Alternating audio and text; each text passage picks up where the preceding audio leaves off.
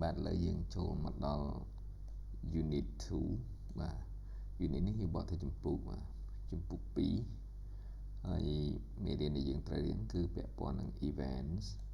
នេះយើងបកថាព្រឹត្តិការណ៍ and places ហើយនឹងទីកន្លែងបាទព្រឹត្តិការណ៍ហើយនឹងទីកន្លែងបាទនៅត្រង់នេះគេសួរថា which do you prefer តើអ្នក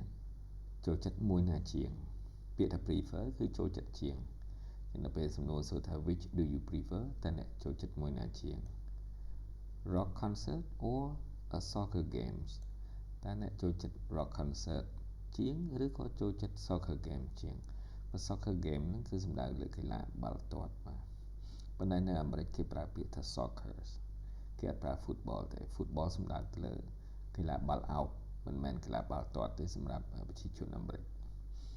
ហើយ football នៅស្រុកអាមេរិកនោះកីឡាបាល់ឱបហ្នឹងគឺជាប្រភេទ traditional games របស់គេបាទ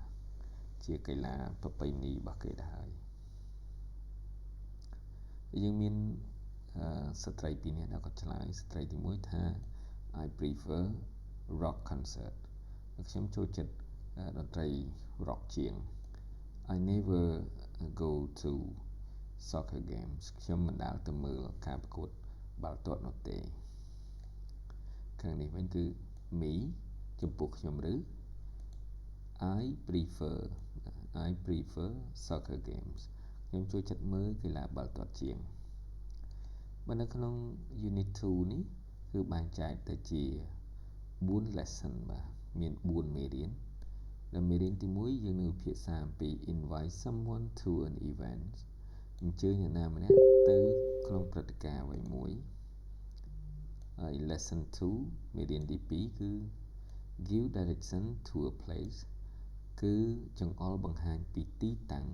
ទៅកាន់កន្លែងណាមួយ give direction ហ្នឹងមានន័យថាចង្អុលបង្ហាញទីតាំងឬផ្ដល់ទីតាំង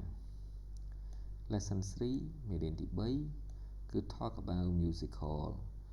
preferences គឺការនិយមឬក៏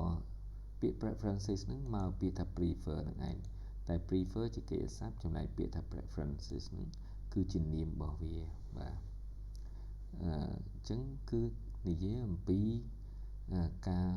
ចូលចិត្តចំពោះតន្ត្រីចំណែកមេរៀនទី4 lesson 4 make plans to see an event គឺរៀបចំផែនការទៅទស្សនាព្រឹត្តិការណ៍អ្វីមួយបាទសូមអរគុណ